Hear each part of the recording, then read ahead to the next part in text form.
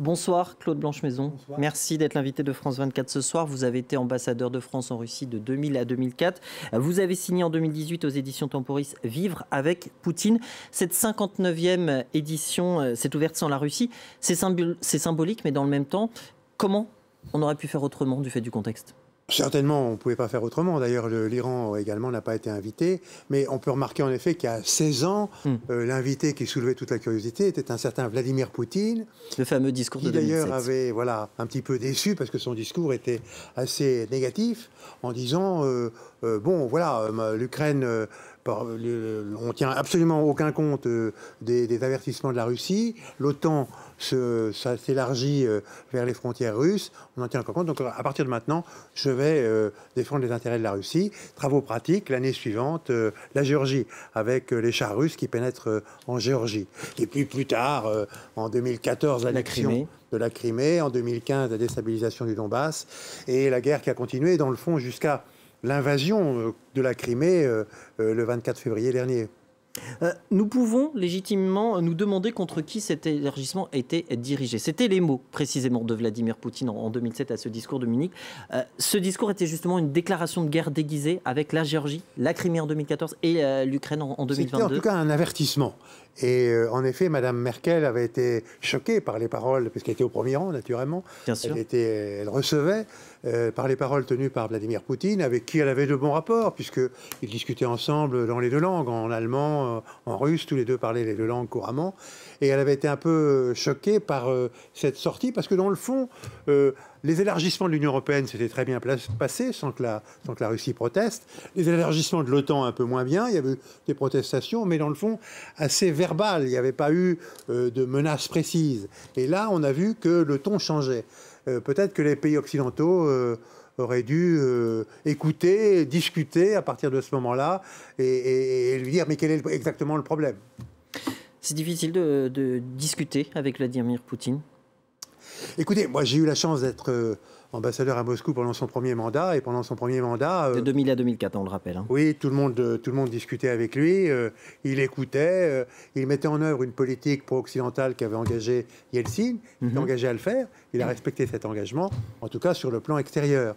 Et en effet, la plupart des dirigeants occidentaux, que ce soit Chirac, que ce soit le chancelier allemand, que ce soit le Premier ministre britannique, que ce soit le président des États-Unis, W. Bush, se précipitaient pour avoir des discussions avec lui et voir comment on pouvait coopérer avec la Russie.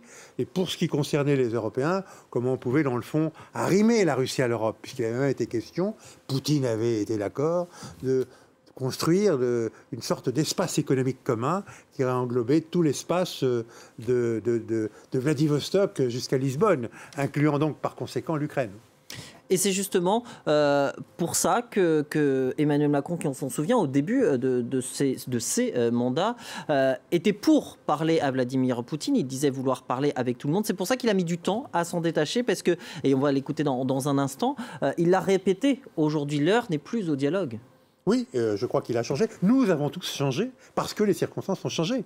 Parce que Vladimir Poutine a changé aussi. Parce que Vladimir Poutine a changé. Je veux dire, qui imaginait, même il y a un an, 8 jours avant l'invasion, que les troupes russes allaient déferler sur l'Ukraine. À l'époque, il y avait quelques observateurs, mais en nombre très limité, qui disaient ça pourrait bien arriver.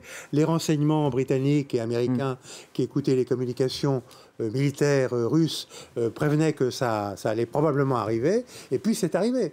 Et en effet, à la surprise un peu générale, même d'ailleurs la façon dont ça s'est passé a été une grande surprise pour Poutine, parce que ça s'est mal passé. Poutine avait... Il pensait aussi que ça irait beaucoup plus vite. Mais il pensait surtout, les militaires avaient emporté leur tenue de parade pour défiler dans les chars dans les rues de Kiev, et puis ils se sont fait très mal accueillir, n'ont pas pu aboutir arriver dans le centre de Kiev, et par conséquent, l'opération a été complètement ratée. On va écouter justement Emmanuel Macron qui s'exprimait lors de cette conférence. L'heure n'est pas au dialogue, a dit le président français. On l'écoute et on en parle juste après. Pas de facilité, pas de naïveté, une vraie détermination, la force quand nous devons l'avoir, mais aussi le courage du réengagement du dialogue pour trouver des solutions durables. Mais très clairement aujourd'hui, l'heure n'est pas au dialogue parce que nous avons une Russie qui a choisi la guerre, qui a choisi d'intensifier la guerre et qui a choisi d'aller jusqu'au crime de guerre et à l'attaque des infrastructures civiles. Si on ne discute pas avec Vladimir Poutine, qu'est-ce qu'on fait ? Je crois que Macron a raison d'insister sur le fait qu'il s'agit bien d'une invasion par la Russie de son voisin ukrainien, que c'est complètement inacceptable, qu'en plus, lorsqu'il y a des zones qui ont été occupées par l'armée russe et qui sont reprises par l'Ukraine, on découvre des horreurs, des atrocités qui méritent en effet, qui sont des crimes de guerre en réalité, et qui méritent d'être jugés comme tels. On a Boutcha en tête notamment. Oui, Boutcha notamment. Donc effectivement, l'actualité aujourd'hui, c'est la défense de l'Ukraine. Il n'est pas question de négocier, bien entendu. D'ailleurs, il n'y a pas de base de négociation, puisque chacune des deux parties considère qu'elle peut gagner par des moyens militaires. Monsieur Zelensky pense qu'il peut gagner, c'est-à-dire qu'il peut bouter hors des frontières ukrainiennes l'armée russe, et Poutine pense qu'il peut, en tout cas, au moins conquérir les 4 oblasts qu'il a annexés, et qu'il n'occupe pas complètement actuellement, mais peut-être même plus, parce qu'il n'a probablement pas renoncé à l'objectif initial de renverser le gouvernement ukrainien.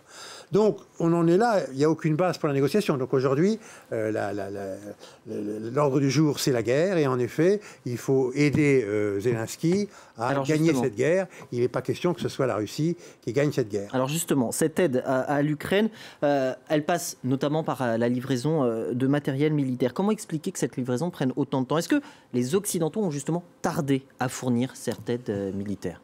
Je crois que les Occidentaux ont adopté une stratégie assez habile parce que à chaque étape, chaque mois, ils ont évalué quels étaient les besoins les plus urgents de l'Ukraine pour mener la bataille, avec un souci, c'est qu'ils ne voulaient pas que la guerre sorte du territoire ukrainien, donc qu'elle s'étende à d'autres territoires voisins, et ils ne voulaient pas non plus que l'OTAN entre en guerre, puisqu'à ce moment-là, ça serait la confrontation nucléaire, probablement.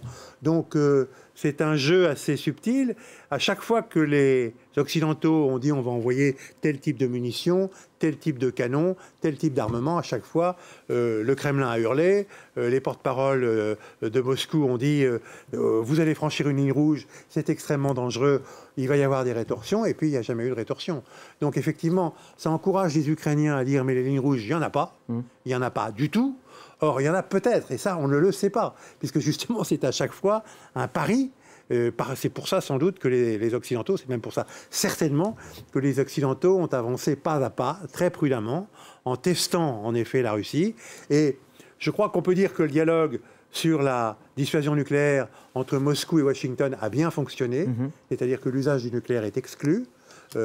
En tout cas, il est exclu, sauf si la Russie était acculée à la capitulation, mais ça n'est pas le cas, et ça ne sera pas le cas.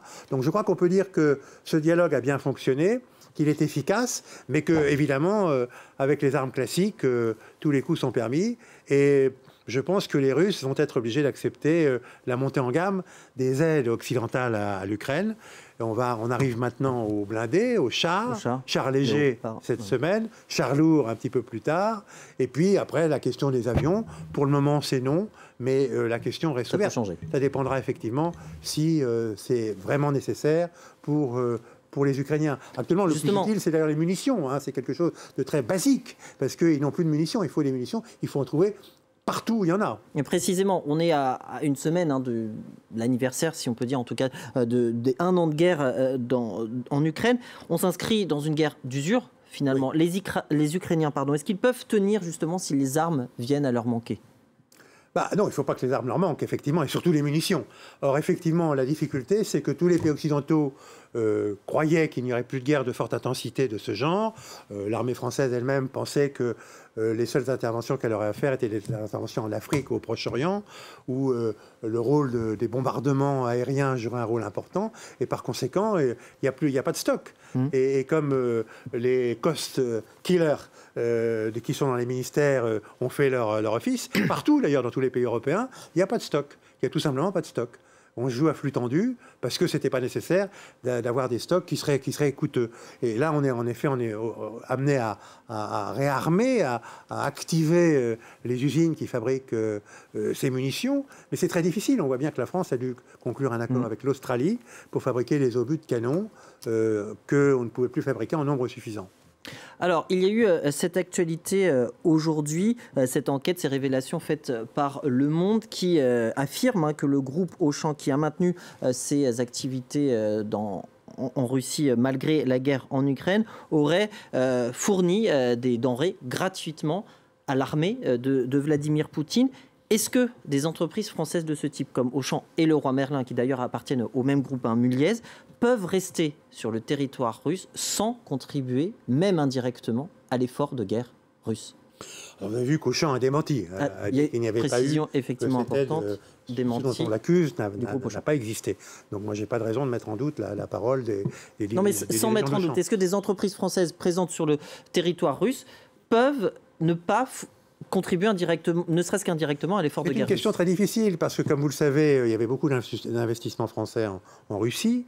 La France était un des plus grands employeurs étrangers et effectivement, progressivement, un certain nombre de ces activités ont dû fermer, mais ça dépend des entreprises. Ce sont des entreprises privées et si leur activité n'est pas juridiquement sous sanction de Bruxelles, après tout, c'est à elles qu'il revient d'apprécier ce qu'elles doivent faire. Et beaucoup ont dû fermer parce qu'elles craignaient que leur clientèle en France ou ailleurs en Europe Renault, leur reproche, évidemment, d'être resté en Russie. Par conséquent, c'est la pression de l'opinion publique qui, en fait, finit par faire le ménage. Dernière question. La présence d'un autre acteur clé à cette conférence de Munich, cette 59e édition, c'est la Chine, pour deux raisons. D'abord parce qu'elle est alliée de la Russie et que les Européens aimeraient bien se la mettre de côté, si je puis dire, pour ce qui est de la guerre en Ukraine. Mais aussi, la deuxième raison, c'est après cet épisode des ballons chinois et de ce regain de tension avec Washington. Vous avez raison, c'est très important. Et vous avez remarqué que le ministre des Affaires étrangères chinois, Wang Yi, était à Paris juste avant de se rendre à Munich, qu'il a été reçu par le président de la République, qui est quand même inhabituel, et qu'il a évidemment travaillé avec sa collègue, la ministre des Affaires étrangères française. Et vous avez vu qu'ils ont fait un communiqué qui dit qu'en ce qui concerne l'Ukraine, il fallait naturellement, c'était favorable à la paix, mais la paix dans le respect du droit international et de l'intégrité territoriale des États. C'est très important que le Chinois accepte ça, on savait que la Chine est pour l'intégrité territoriale des États et pour un système international fondé sur l'intégrité territoriale des États. C'est plus le cas de M. Poutine. M. Poutine l'avait encore accepté dans les accords de Minsk en 2015 sur le Donbass, qu'il n'a pas respecté, enfin que personne n'a respecté d'ailleurs, mais il avait respecté. C'est très difficile pour un pays de dire je ne reconnais pas le principe du droit à l'intégrité territoriale, parce que c'est le fondement, dans le fond, de l'organisation internationale et de l'ONU. Et le fait que le Chinois dise ça, que le communiqué conjoint franco-chinois le précise, est très important. Reste que la Chine ne veut pas condamner la Russie, et reste que la Chine n'utilise pas les sanctions économiques comme arme de politique étrangère. D'ailleurs, l'Inde non plus. L'Inde est un peu dans le même cas, et c'est vrai aussi que l'Inde comme la Chine font des achats opportunistes, par exemple de pétrole, parce que la Russie leur fait des ristournes très importantes et qu'ils ont des besoins énormes de pétrole. Par conséquent, ils profitent de l'occasion, ce qui en effet contribue à alimenter le budget russe, qui n'en a pas tellement besoin d'ailleurs, parce qu'il y a des réserves financières considérables. Et à telle enseigne que Poutine a relancé ces usines qui fabriquent des armes en disant qu'il n'y aura pas de limite budgétaire. Merci beaucoup Claude Blanche-Maison. On aurait pu évidemment en parler encore beaucoup plus longuement, mais le temps nous manque. Je rappelle que vous avez été ambassadeur de France en Russie de 2000 à 2004. Merci d'avoir partagé avec nous votre analyse et votre expertise.